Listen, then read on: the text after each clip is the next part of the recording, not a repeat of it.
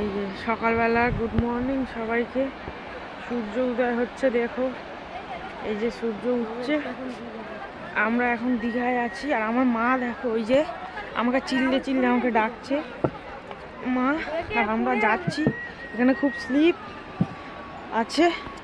এই যে আমার বর আর রিজু আছে, আমিও আছি কিছুটা। এইখানটা দেখো কি সুন্দর, চারিদিকে পাহাড়, কত লোকজন, কি সুন্দর দেখছো। এই দেখো ঘোড়া, ওই যে